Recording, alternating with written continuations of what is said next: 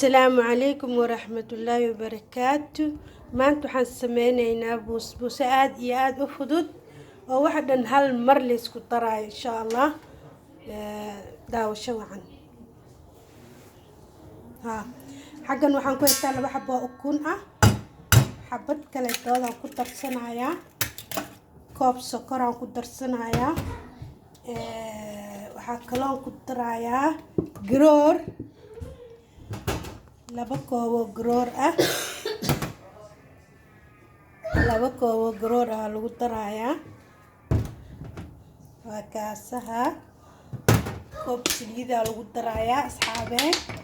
sheekal kulli waxa waaye nooc walba waa sameynayaa insha Allah. kaasaa loogu shubayaa,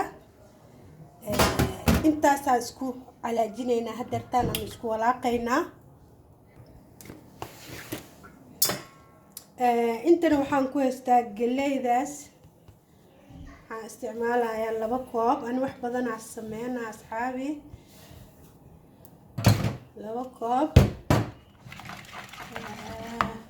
in yaroo milixa lagu darayaa, sokorta way ii diyaarsan tahay iyadoo karsana ii taalaa.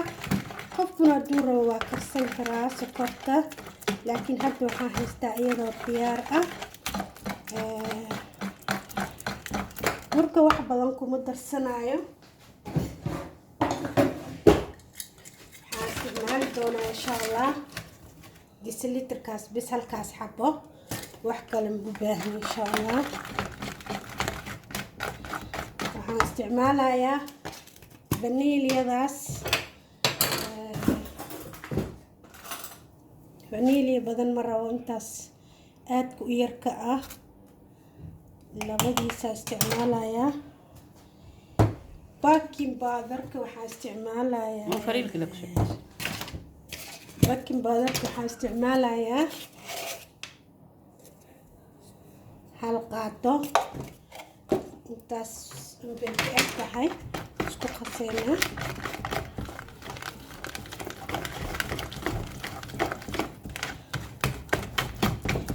wax aad iyo aad u fudud.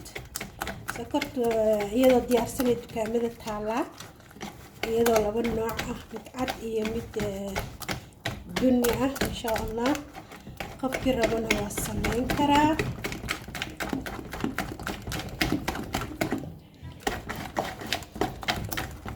saasaan waxaan u kaadinaynaa insha Allah 5 daqiiqo. asxaabey waxaan ku darayaa caano boorahaas, qaadadan yarta ah, laba xabo ku darayaa insha Allah, ambaba 3 xabo. waa kana asxaabey, saxankaana ii diyaarsan insha Allah, noo diyaarsan. kanaa ku shubeynaa saliid iyo bur un baa la mariyey. kana haddana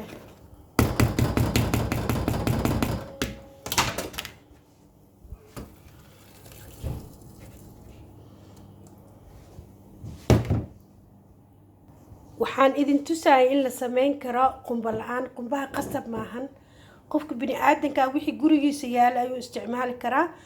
qasab maahan in qumbo lagu daro. hadda qumbo kuma jiro, wax yaraa haysta, hadhowaan dusha uga shubayo markaan sokorta ku shubo kasoo bixiyo foornada insha Allah. haddana waa gelinayaa.